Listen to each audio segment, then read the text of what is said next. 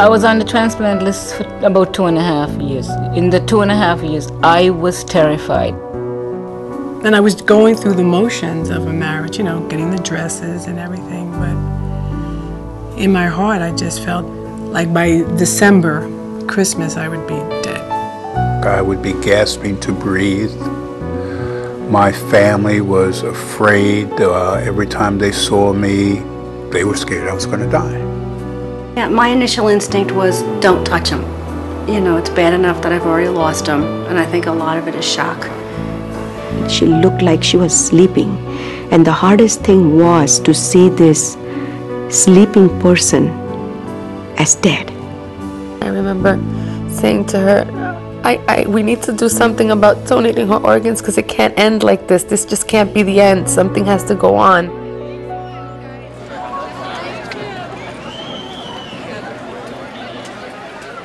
It really does bother me, all the preconceptions, because there's so many people uneducated out there, and at the moment where they could have that decision to make, they won't be informed, and then they may lose the opportunity to donate. Virtually almost every religion stands behind organ donation and encourages organ donation. Life is there to be passed on, and that we could become instruments in allowing this to happen by just saying yes. We always have that fear that because we're going to donate his organs, the whole care is going to change, but it didn't. The doctors don't know until you have died that your wish is to be an organ donor. They're in there trying to save your life. I was told by several people, you're not going to get a transplant because you're black. That is totally opposite of what the reality is. It's something that is open to all people, whether you're rich, poor, black, white, Protestant, Jewish, Islamic, you know, transplants are there to save lives. One of the key misconceptions that families have is that they can't have a traditional funeral. This is a concern that a lot of people have, but we've always seen that an open casket is not a problem, and traditional burial is not a problem.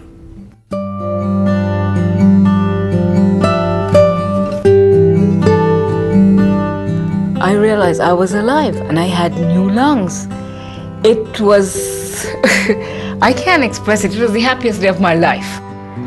What my expectations were after my post-transplant were that I probably would be somewhat of an invalid. When you wake up after 3 years of dialysis, everything was brilliant. Now I can make plans. I can run my dance school, my mom's real estate business.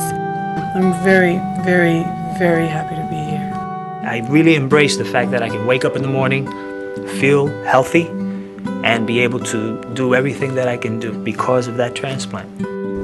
One donor can save up to 8 lives through organ donation, and up to 50 lives can be enhanced through tissue donation.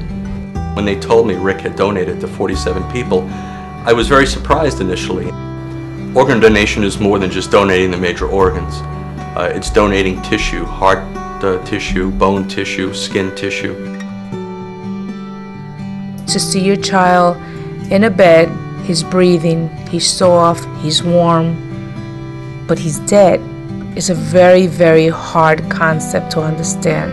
The New York Organ Donor Network, the counselors were excellent at explaining that. It's a crucial part of my job to translate for these families what the physicians have told them in medical terminology and putting that into layman's terms where they can understand the process of what's going on with their loved one.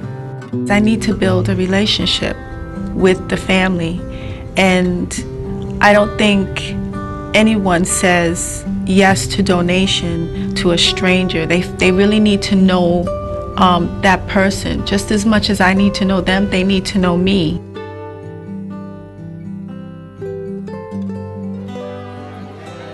A lot of people have come up to me after a show and told me, he says, you know what, he said, I'm gonna put donor, I'm gonna sign it on my license, and then I share with them that the most important thing is that your family.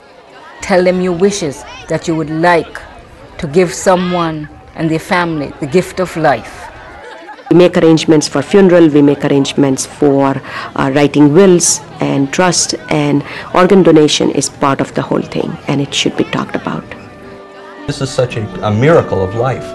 I could not imagine going through life at this point, losing our son Rick, if he wasn't an organ donor. Organ donation, the gifts of life, is a chance. It's a chance, and if you're given that chance, then take it. He has 5 people that are alive because of him. Those 5 people have families that are enjoying their loved ones, and so on. And it just keeps growing, and it just becomes a big circle. It's not just Paul now. It's a lot of people that have been touched by Paul's gift. We were planning a funeral, and now every day we have a celebration. I have the sense of closure, the one that I loved and could do nothing about losing. I was able to let her live on through someone else, someone else's.